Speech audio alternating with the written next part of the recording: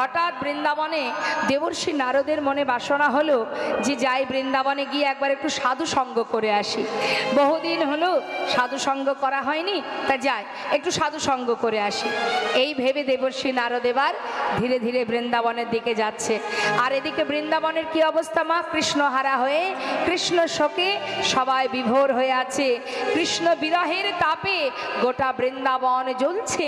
আর সেই সময় দেবর্ষি নারদ আসছে বৃন্দাবনে সাধু সঙ্গ করবে বলে। বিধির নন্দনয়াজি চিন্তা মনে মনে, বিধির নন্দনয়াজি চিন্তা মনে মনে, চলে যা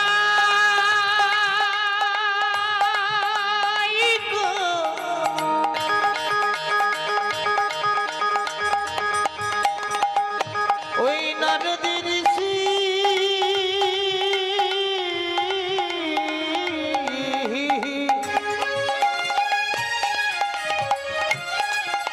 ওই বৃন্দাবনের পথে চলে যায় গো।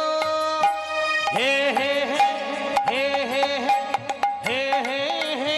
বিধির নন্দনয়াজি চিন্তা মনে মনে, ওই না বিধির নন্দনয়াজি চিন্তা মনে মনে, কোথা রহু কৃষ্ণ ভক্ত হেরিব নয়নে, কোথা রহু কৃষ্ণ ভক্ত হেরিব নয়নে, ওই না কোথায় রহু কৃষ্ণ ভক্ত হেরিব নয়নে। আহা এত চিন্ত দেবী ঋষি ঢেকিতে চড়িয়া, এত চিন্ত দেবী ঋষি ঢেকিতে চড়িয়া, দেখিতে দেখিতে যায় উলসিত হইয়া, দেখিতে দেখিতে যাই উল্লসিত ওই হইয়া, না দেখিতে দেখিতে যাই উল্লসিত হইয়া। আহা আনন্দ ধরে না, আনন্দ ধরে না, আনন্দ ধরে না, আনন্দ ধরে না, সাধু সঙ্গ পাবে বলে আনন্দ ধরে না, ওই সাধু সঙ্গ পাবে বলে আনন্দ ধরে না, আজ ভক্ত সঙ্গ করবে বলে আনন্দ ধরে না, আজ ভক্ত সঙ্গ করবে বলে আনন্দ ধরে না। আহা দেখিতে দেখিতে যায় উলসিত হইয়া, দেখিতে দেখিতে যাই উল্লসিত ওই হইয়া, না দেখিতে দেখিতে যাই উল্লসিত হইয়া।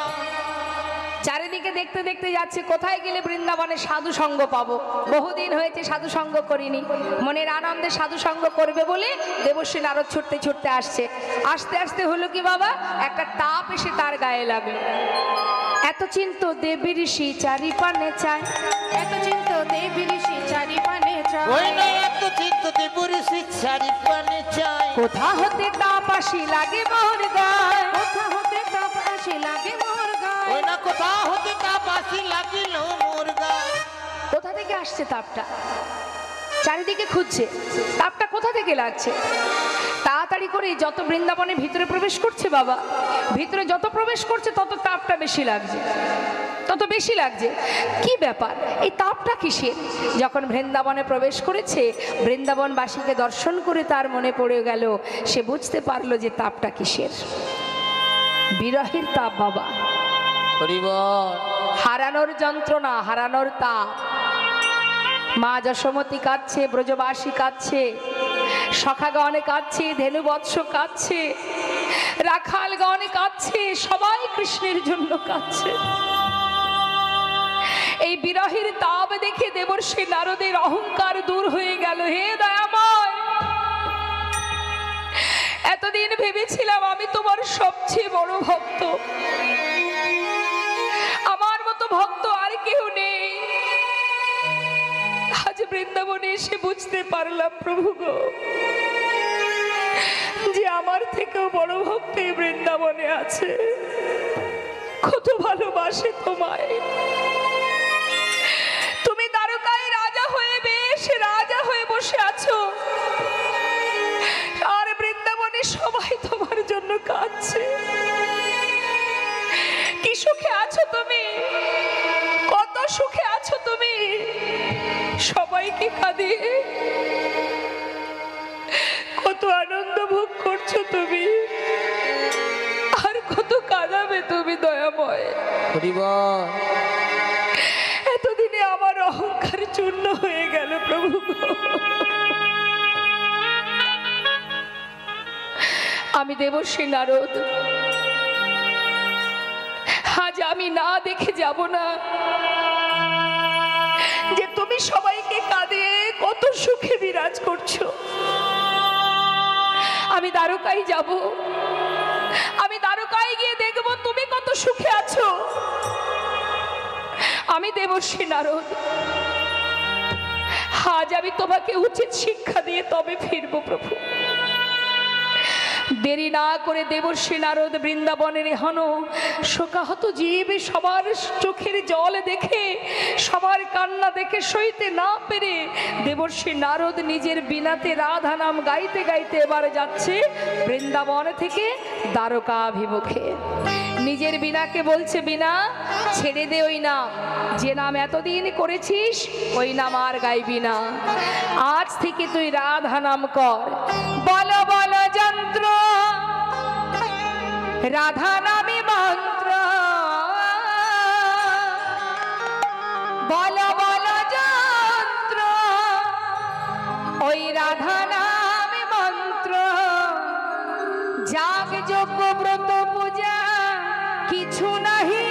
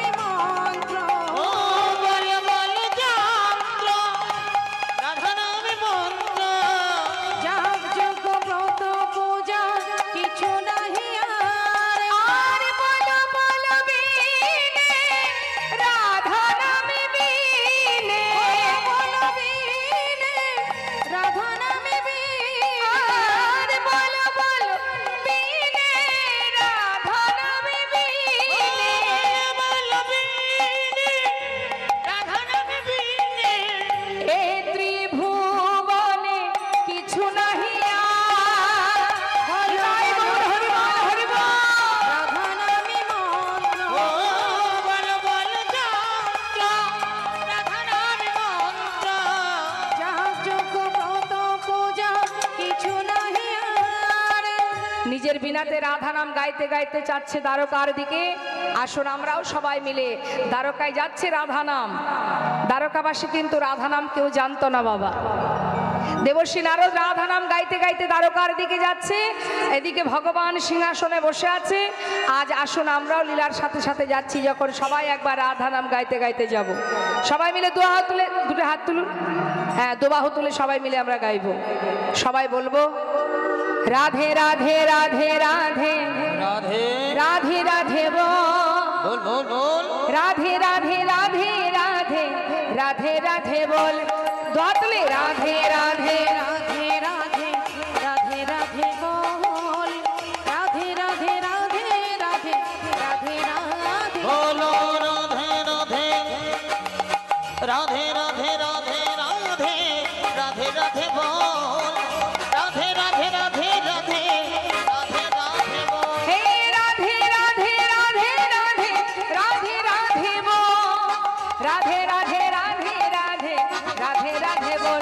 হে রাধে রাধে রাধে রাধে রাধে রাধে বল, বাবা রাধে রাধে রাধে রাধে রাধে রাধে বল, রাধে রাধে রাধে রাধে রাধে রাধে বল, রাধে রাধে রাধে রাধে রাধে রাধে বল। হ্যাঁ বৃন্দাবন কি, সবাই মিলে একটু রাধে রাধে বলুন জোরে জোরে। বৃন্দাবন কি, যমুনা মাই কি, আরেকটু জোরে আমার, আরেকটু জোরে। বৃন্দাবন কি, যমুনা মাই কি, রাধা কুंड की, श्याम कुंड की, बिलासवान की, मधुबान की, निधुबान की, भंडीबान की, कमलबान की, कमरबान की, केशी घाट की, बंशीबाट की, मोहनबान की, माधवीबान की, लोहाबान की, केशी घाट की, आगे पीछे दाहिने बाएं बोल बोल में ऊपर नीचे बोलो राधे राधे राधे राधे राधे राधे वो राधे राधे राधे राधे राधे राधे बोल, बोल राधे राधे राधे राधे राधे राधे बोल, राधे राधे राधे राधे राधे राधे बोल, हे राधे राधे राधे राधे राधे राधे वो राधे राधे राधे राधे राधे राधे वो राधा रानी की राधे राधे राधे राधे राधे राधे बोल, রাধে রাধে। যেখানে কেউ রাধা নাম জানে না, সেইখানে রাধা নাম শ্রবণ করে রাধারানীর নামে ধ্বনি শুনে যিনি রাধা প্রেমে পাগল বাবা অনাদি রাধে গোবিন্দ সিংহাসনে বসে আছে। সিংহাসনে বসে সেই রাধা নাম শ্রবণ করে ছুটতে ছুটতে সিংহাসনে ত্যাগ করে ধীরে ধীরে পথে এসে বলে উঠলেন, ওরে কেশনালো রে রাধানা কেশনালো রে। ওরে কেশনালো রে রাধা নাম কেশনালো রে। ও যার নাম শুনে এ প্রাণ আমার, নাম শুনে প্রাণ আমার।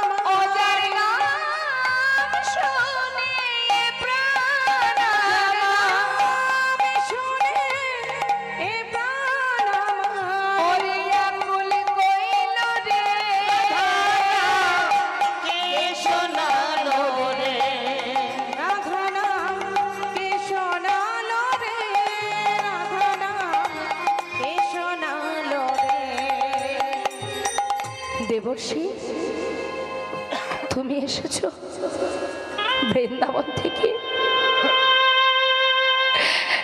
এই নাম যে কতদিন শুনিনি। হরিবল দেবর্ষি, বৃন্দাবনবাসী সবাই কেমন আছে? তুমি ভিতরে এসো, ভিতরে নিয়ে আসন পেতে বসতে দিয়েছি। দেবর্ষি নারদ ভগবানের মুখের দিকে তাকিয়ে আছে। ভগবান জিজ্ঞাসা করছে, তুমি আমার দিকে তাকিয়ে আছো কেন? হে দয়াময়, হে মহারাজ, আজ তোমার দিকে তাকিয়ে আমার বড় দুঃখ হচ্ছে মহারাজ। কেন মহারাজ? একটি কথা জিজ্ঞাসা করব, বলো না মহারাজ, আর কত কাঁদাবে তুমি? আর সবাইকে কত কাঁদাবে তুমি? প্রত্যেকটি ভক্তের চোখের জলে তোমার জীবনে অভিশাপ হয়ে যাচ্ছে। তুমি রাজা হয়ে বসে আছো, সকলে বৃন্দাবনবাসী সবাই খাচ্ছে, কত ভালোবাসে তারা। হে প্রভু, একবার সকলের চোখের জল মুছিয়ে দাও। তোমার অভিশাপ থেকে তুমি মুক্তি পাও, তুমি উদ্ধার হও। না হলে হবে কি করে? সেই কুরুক্ষেত্রে যুদ্ধের কথা মনে করো, কত মায়ের অভিশাপে তোমার মাথায় আছে, কত মায়ের অভিশাপে লেগেছে তোমার। অভিশাপ খণ্ডন করো রাজন, মুক্তি লাভ করো, এখান থেকে উদ্ধার হও।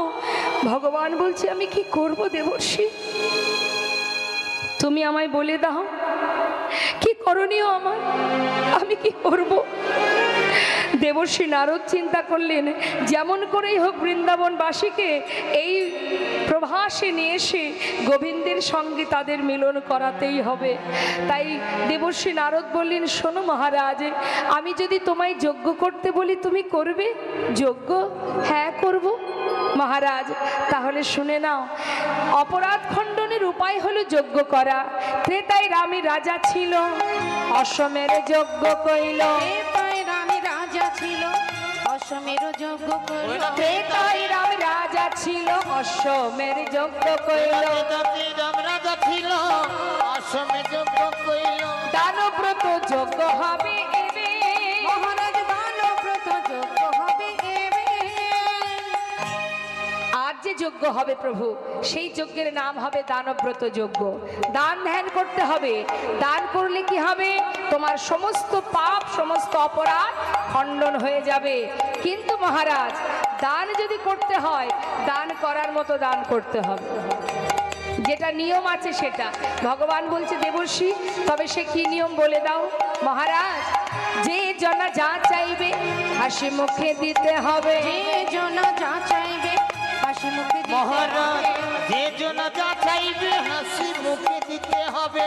দান করিবে হাসি মুখে, মহারাজ দান করিবে হাসি মুখে। মহারাজ দান করিবে আচ্ছা, যে জনা যা চাইবে হাসি মুখে দেবে, কৃপণতা করবে না, এ একটা সুন্দর কথা মা। আপনি বাড়িতে ধর্মীয় কাজ করবেন আর মনে মনে কৃপণতা রাখবেন, হিংসা রাখবেন, যার সঙ্গে আপনার একটু হয়তো দেখা যাচ্ছে পাড়াপড়শি অনেকেই আছে যাদের সঙ্গে একটু বিবাদ সৃষ্টি হয়। আমরা অনেকেই আছি অনেক সময় কি করি, যাদের সঙ্গে আমার একটু ঝগড়াঝাটি হয়েছে তাদেরকে বাদ দিয়েই আমরা হরিবাসরে অনুষ্ঠান করছি বাড়িতে, তাদেরকে বাদ দিয়ে বৈষ্ণব সেবা দিচ্ছি। দেখবেন আছে অনেকে যার সঙ্গে একটু বিবাদ আছে তাদেরকে আর নিমন্ত্রণ করে না, তাহলে ওদেরকে ডাকবো না, বাড়ি অনুষ্ঠান হবে কিন্তু ওদের ডাকবো না। কেন না, ওদের সঙ্গে আমাদের বনিবনা নেই। হরিবল হরিবল। তা শাস্ত্রে বললেন, যদি তুমি কখনো কোনো ধর্মীয় কাজ করতে চাও, আগে মন থেকে হিংসাকে দূর করতে হবে। নিশ্চয়ই আপনারা জানেন বাবা, যত সময় লালার মন থেকে হিংসা দূর না হয়েছিল তত সময় লালার দীক্ষা পর্যন্ত হয়নি, ভগবানের দেখা তো দূরে থাক। তাই মন থেকে আগে হিংসাকে দূর কর। আমরা বিভিন্ন কারণে আমাদের ভিতরে অহংকার জন্মায়, হিংসা জন্মায়, আর এগুলো থাকলে কখনো ভক্তি লাভ করা যায় না। তা আজ দেবর্ষী নারদ বলছে, মহারাজ দান করবে, দানের ভিতরে যেন কৃপণতা না থাকে। কৃপণতা করে দান করলে হবে না। অনেক সময় যদি কোনো ভিখারি আমাদের বাড়িতে আসে, দেখবেন অনেকে কি করে বাবা, যেটা বাড়িতে ফেলে রাখা প্রয়োজনে লাগে না, সেই অপ্রয়োজনীয় জিনিসটা আমরা কাউকে দিয়ে দিই, কারণ সেটা আমার কাজে লাগছে না, অন্য কেউ নিয়ে যা। তার মানে কি, যেটা আমার প্রয়োজন নেই সেটা দিয়ে দিচ্ছি, আর যেটা আমার লাগবে আমি সেটা দেব না। এ দানের কোনো মানে হয় না বাবা, এ দান বৃথা। শাস্ত্রে বললেন, দান করতে গেলে মুক্ত হস্তে দান করো। দান করতে গেলে ভিতর থেকে হিংসাকে দূরীভূত করে প্রাণ ভরে দান করো। অনেকে দান করার পরে আবার ভিতরে অহংকার জন্মে যায়। কেউ যদি মনে করুন কোনো একটা হরিবাসরে বা এই শীতের দিনে অনেকেই দেখবেন বস্ত্র দান করে, অন্ন দান করে। এখন দান করবার পরে যদি তার ভিতরে অহংকার জন্মায় যে আমি এত কিছু দান করেছি, সকালবেলা যখন রাস্তা দিয়ে যাব সবাই আমার নাম খ্যাতি সবাই মুখে বলবে, যখন আমি যাব আমার নাম মাইকে বারবার ঘোষণা করবে, সবাই আমাকে বড় চেয়ারটা দেবে, এই ধরনের মানসিকতা নিয়ে যদি কেউ দান করে থাকে, সেই যশ খ্যাতি পাবে সামাজিক জীবের কাছ থেকে, সাধারণ মানুষের কাছে যশ পাওয়া যাবে, কিন্তু ভগবানের কাছে তুমি এতটুকু কৃপা পাবে না। নিতাই গৌর হরি বল। ওই দানটাই হবে শুধু। তোমাকে দিয়েছে, তোমার সুকৃতি ভালো ছিল, তোমার কর্মফল ভালো ছিল, তাই তুমি পেয়েছো তার কৃপায়। কিন্তু সেই কর্মফলে পাওয়া সেই ধন কাউকে দেবার সময় যদি তোমার ভিতরে অহংকার জন্মায়, তাহলে যতটুকু সুকৃতি ছিল সম্পূর্ণটাই নষ্ট হয়ে যাবে। তাই আজ দেবর্ষী নারদ বলছে, হে প্রভু, দান করবার সময় যেন তোমার মনের ভিতরে হিংসা কৃপণতা না থাকে, মুক্ত হস্তে দান করবে। দান করতে করতে যদি তোমার সব কিছু ফুরিয়ে যায়, মনে করো আর কিছুই নেই, তথাপিও মন খারাপ করলে হবে না। সব শেষ হয়ে গেছে বলে তুমি মনটা তোমার শুকনো হয়ে যাবে, চোখ মুখ শুকিয়ে যাবে না। শোনো মহারাজ, দানের পরে অবশেষে সবিশেষে দান দিয়া, সবিশেষে দান দিয়া, ভিক্ষার ঝুলি কাঁধে লইয়া, বিশেষে দান দিয়া, ভিক্ষার ঝুলি কাঁধে, মহারাজ ভিক্ষা মেগে খাবে মন সুখে, মহারাজ ভিক্ষা মেগে খাবে মন সুখী, ভিক্ষা মেগে খাবে মন সুখে, মহারাজ ভিক্ষা মেগে খাবে মন সুখী। অবদানে ব্রতের এই তরিতি, দান ব্রতের এই তরিতি, আহা দান ব্রতের এই তরিতি। এই যে মহারাজ, তোমার ভিতরে যদি দান করবার পরে অহংকার আসে, তাই তোমাকে ভিক্ষা করতে হবে। ভিক্ষা করলে কি হয়, ভিতর থেকে অহংকারটা থাকে না বাবা। তাই বলছে, তোমার দানের অহংকার দূরে যাবে, দানের অহংকার দূরে তোমার যাবে, দানের অহংকার দূরে যাবে, দানের অহংকার দূরে যাবে, দানে ব্রতের এই তরিতি, দানের অহংকার দূরে যাবে। দান ব্রতের এই তরিতি, অব শোনো শোনো হে রাজন, বিদায় গৌর হরি গৌর হরি। হে রাজন, দান ব্রতের এই তরিতি, দানের অহংকার দূরে যাবে। তুমি ভিক্ষা মেগে খাবে মন সুখী। মহারাজ ভিক্ষা মেগে খাবে মন সুখে।